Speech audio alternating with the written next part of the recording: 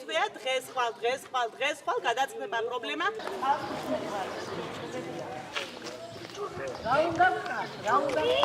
სამივე სართულზე არის პრობლემა, მაგრამ განსაკუთრებით პირველ სართულზე ნესტის პრობლემა.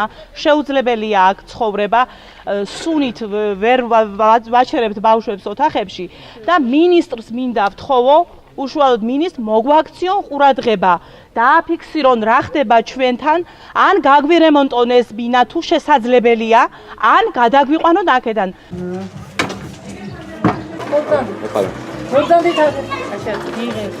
სიბინძურია, რაც შეიძლება სიბინძურია. არ შეიძლება ასეთი ყოფნა, ანგელოზები არიან, ბავშვები არიან, რაღაცა და ეს რაღაცა ავამტყოფობაზე რაღაცას გამოგვიწევს მართლა.